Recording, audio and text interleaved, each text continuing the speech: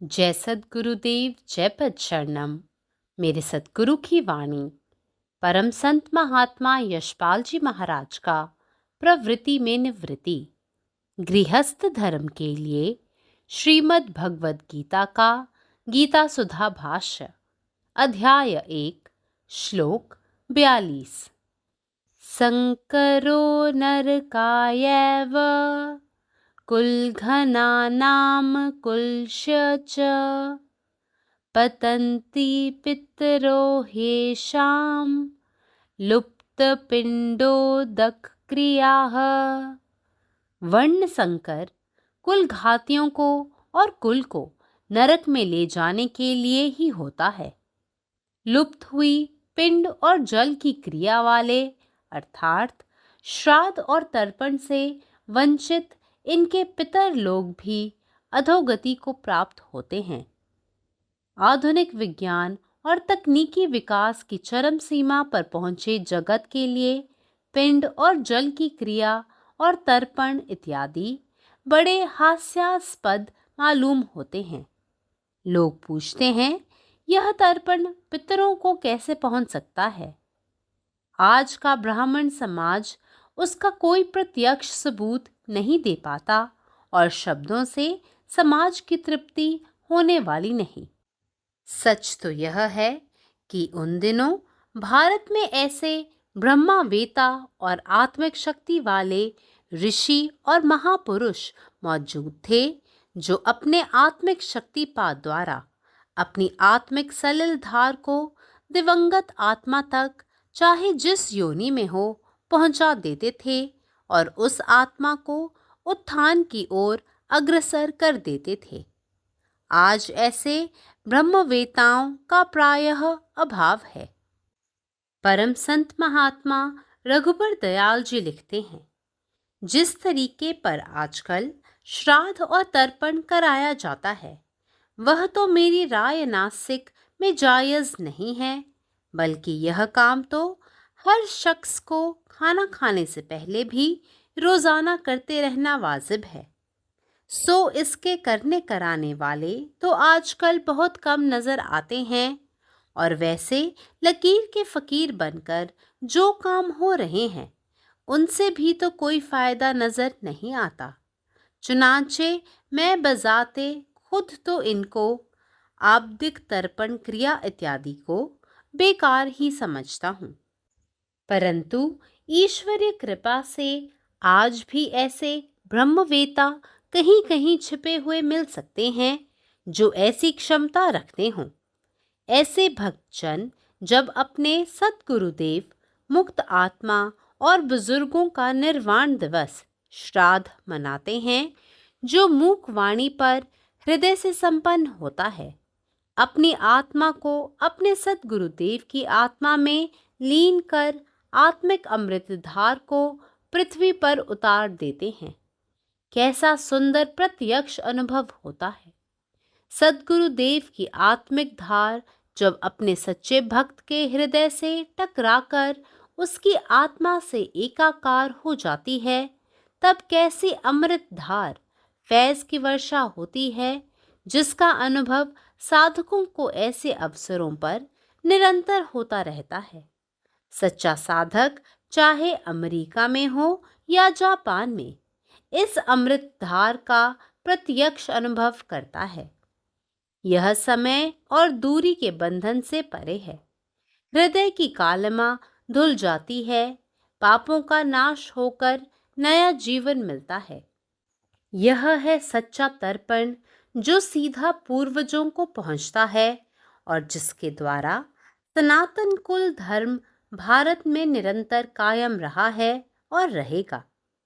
ऐसे भक्त का आत्मिक संबंध निरंतर अपने सद्गुरुदेव की आत्मा से बना रहता है और इस प्रकार सनातन धर्म की पीढ़ी दर पीढ़ी रक्षा होती है। मुक्त आत्माओं के प्रसन्न और संतुष्ट होने पर आत्मिक धार का स्रोत बह निकलता है। इस अमृत गंगा धार में जो गोता लगाता है कृत कृत्य हो जाता है। ओम। സദ്ഗുരുവിൻ്റെ സന്ദേശം. വർണ്ണസങ്കരം എന്നത് കുലത്തെയും വംശത്തെയും നശിപ്പിക്കുന്നവരെ നരകത്തിലേക്ക് കൊണ്ടുപോകുക എന്നതാണ്. പിണ്ടത്തിൻ്റെയും ജലത്തിൻ്റെയും ആചാരങ്ങൾ, അതായത് ശ്രാദ്ധത്തിൻ്റെയും തർപ്പണത്തിൻ്റെയും ആചാരങ്ങളില്ലാതെ ഇവരുടെ പൂർവികരും അധപ്പതിക്കുന്നു. ആധുനിക ശാസ്ത്ര സാങ്കേതിക വികസനത്തിൻ്റെ പരകോടിയിലെത്തിയ ലോകത്തിന് പിണ്ടത്തിൻ്റെയും ജലത്തിൻ്റെയും തർപ്പണത്തിൻ്റെയും ആചാരങ്ങൾ വളരെ പരിഹാസ്യമായി തോന്നുന്നു. ഈ തർപ്പണം പൂർവീകരിലേക്ക് എങ്ങനെ എത്തിച്ചേരുമെന്ന് ആളുകൾ ചോദിക്കുന്നു. ഇന്നത്തെ ബ്രാഹ്മണ സമൂഹത്തിന് ഇതിന് നേരിട്ടുള്ള തെളിവ് നൽകാൻ കഴിയില്ല. സമൂഹം വാക്കുകളിൽ തൃപ്തരാകാൻ പോകുന്നില്ല. അക്കാലത്ത് ഇന്ത്യയിൽ ബ്രഹ്മത്തിൽ വിദഗ്ധരും ആത്മീയ ശക്തിയുള്ളവരുമായ ഋഷിമാരും മഹാന്മാരും ഉണ്ടായിരുന്നു എന്നതാണ് സത്യം. അവർ തങ്ങളുടെ ആത്മീയ ശക്തിയിലൂടെ പരേതനായ ആത്മാവിലേക്ക്, അത് ഏത് രൂപത്തിലായാലും, അവരുടെ ആത്മീയ ജലപ്രവാഹം അയക്കുകയും ആ ആത്മാവിനെ ഉയർച്ചയിലേക്ക് നയിക്കുകയും ചെയ്യുമായിരുന്നു. ഇന്ന് ബ്രഹ്മത്തിൽ അത്തരം വിദഗ്ധരുടെ ക്ഷാമമുണ്ട്. പരംസന്ത് മഹാത്മാ രഘുവർ ദയാൽജി മഹാരാജ് പറയുന്നു, ഈ ദിവസങ്ങളിൽ ശ്രാദ്ധവും തർപ്പണവും നടത്തുന്ന രീതി ന്യായീകരിക്കാനാവില്ല. മറിച്ച് ഭക്ഷണം കഴിക്കുന്നതിന് മുൻപ് എല്ലാവരും ഈ ജോലി ചെയ്യേണ്ടത് അത്യാവശ്യമാണ്. അതിനാൽ ഇത് ചെയ്യുന്ന വളരെ കുറച്ച് ആളുകളെ മാത്രമേ ഇക്കാലത്ത് കാണുന്നുള്ളൂ. കൂടാതെ ദിനചര്യ പിന്തുടരുന്നതിനായി ചെയ്യുന്ന ജോലി ഒരു പ്രയോജനവും ചെയ്യുന്നില്ല.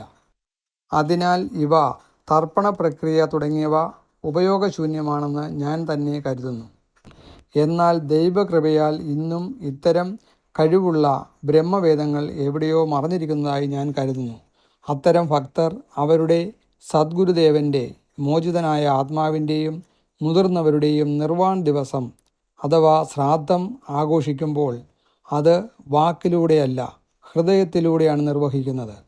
അവർ അവരുടെ ആത്മാവിനെ സദ്ഗുരുദേവൻ്റെ ആത്മാവിൽ ലയിപ്പിക്കുകയും ആത്മീയ അമൃതധാരയെ ഭൂമിയിലേക്ക് എത്തിക്കുകയും ചെയ്യുന്നു. എത്ര മനോഹരമായ നേരിട്ടുള്ള അനുഭവമാണിത്! സദ്ഗുരുദേവൻ്റെ ആത്മീയ പ്രവാഹം തൻ്റെ യഥാർത്ഥ ഭക്തൻ്റെ ഹൃദയവുമായി കൂട്ടിയിടിക്കുമ്പോൾ, ആത്മാവ് ഭക്തൻ്റെ ആത്മാവുമായി ഒന്നാകുമ്പോൾ എന്തൊരു മഴയാണ് അഥവാ അമൃതധാരയാണ് സംഭവിക്കുന്നത്. സാധകൻ അത്തരം സന്ദർഭങ്ങളിൽ അത് അനുഭവിക്കുന്നു. അമേരിക്കയിലായാലും ജപ്പാനിലായാലും ഒരു യഥാർത്ഥ അന്വേഷകൻ ഈ അമൃതധാര നേരിട്ട് അനുഭവിക്കുന്നു. ഇത് കാലത്തിൻ്റെയും ദൂരത്തിൻ്റെയും ബന്ധനത്തിന് അതീതമാണ്. ഹൃദയത്തിൻ്റെ അന്ധകാരം കഴുകിക്കളയപ്പെടുന്നു, പാപങ്ങൾ നശിപ്പിക്കപ്പെടുന്നു, ഒരു പുതിയ ജീവിതം ലഭിക്കുന്നു. പൂർവീകരിലേക്ക് നേരിട്ടെത്തുന്നതും അതിലൂടെ ഇന്ത്യയിൽ സനാതന കുലധർമ്മം നിലനിർത്തുന്നതും തുടർച്ചയായി നിലനിർത്തപ്പെടുന്നതുമായ യഥാർത്ഥ തർപ്പണമാണിത്. അത്തരമൊരു ഭക്തൻ്റെ ആത്മീയ ബന്ധം അദ്ദേഹത്തിൻ്റെ സദ്ഗുരുദേവൻ്റെ ആത്മാവുമായി നിലനിൽക്കുന്നു. അങ്ങനെ സനാതനധർമ്മം തലമുറ തലമുറയായി സംരക്ഷിക്കപ്പെടുന്നു. മോചിതരായ ആത്മാക്കൾ സന്തുഷ്ടരും സംതൃപ്തരുമാകുമ്പോൾ ആത്മീയ പ്രവാഹത്തിൻ്റെ ഉറവിടം ഉയർന്നു വരുന്നു. ഈ അമൃത് ഗംഗാധാറിൽ മുങ്ങുന്നവർ പൂർണ്ണത കൈവരിക്കുന്നു. പരമാത്മാവ് നീ തന്നെ, നിന്റെ ഇഷ്ടം പൂർണ്ണമാകട്ടെ. జై సద్గురుదేవ్, జై పదశరణం. నా సద్గురు సందేశము గీతాసుధ పరసత్మహాత్మ శ్రీ ఎస్పాజీ మహారాజు వారిచే ప్రతిపాదించబడిన ప్రవృత్తిలో నివృత్తి గృహస్థ మార్గంలో గీతా భాష్యము అధ్యాయం 1 శ్లోకము 42. కులఘాతకులను మరియు కులమును నరకంలోకి చేర్చేందుకే వర్ణ సంకరము కలుగుతుంది. పిండ జలక్రియలు లుప్తమైన వీరి పితరులు అనగా శార్ధము మరియు తర్పణ క్రియలు లేని వీరి పితరులు కూడా అధోగతిని పొందెదరు.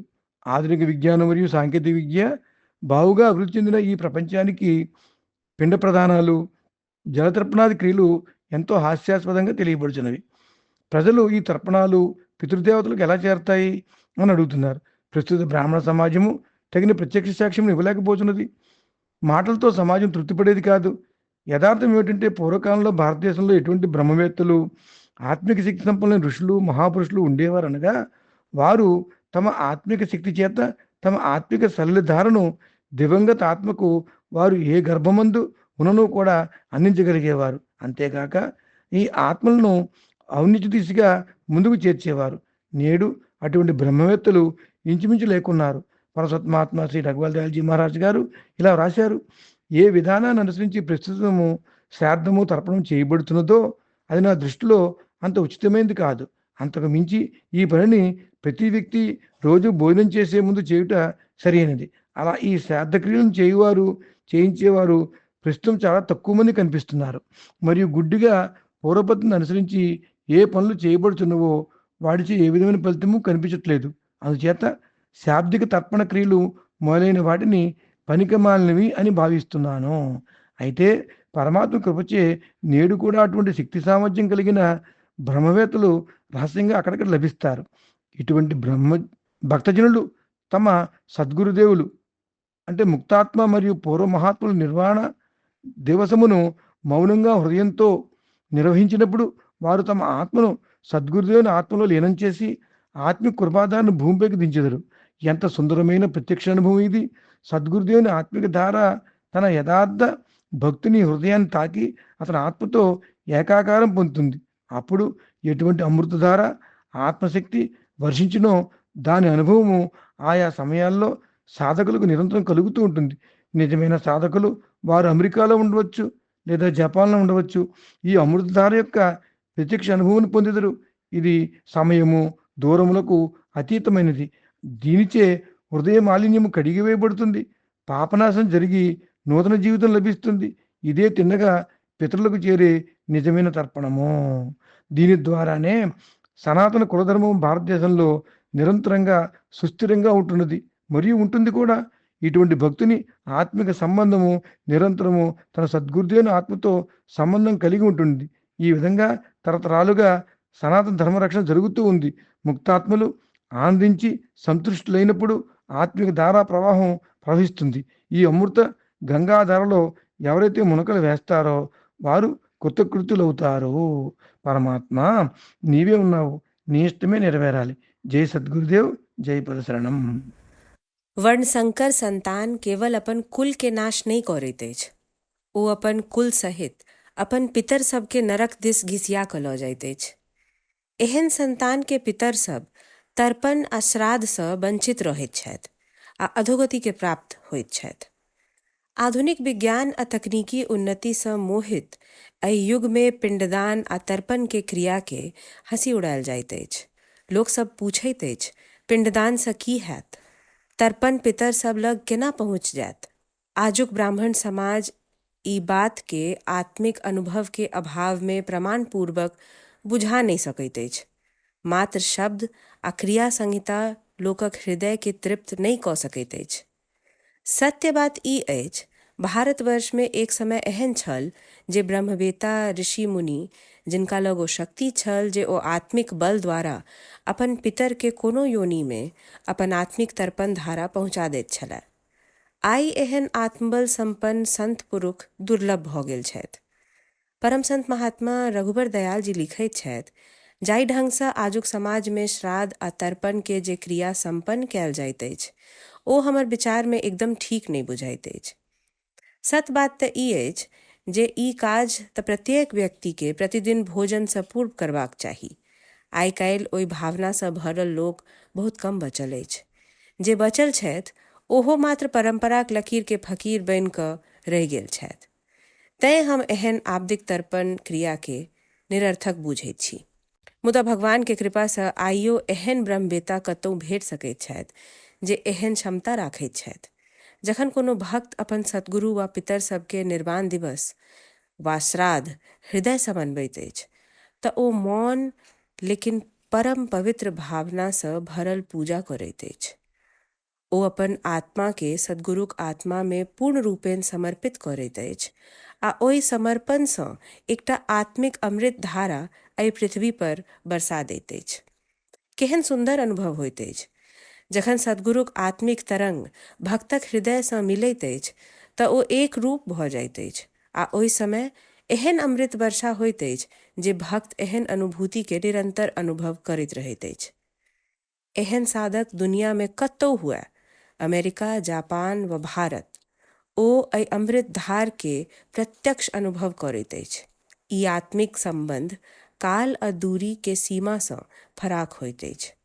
हृदय के सबटा कालिख मिटा जाइत अछि पापक नाश भ जाइत अछि आ नव जीवन के संचार होइत अछि।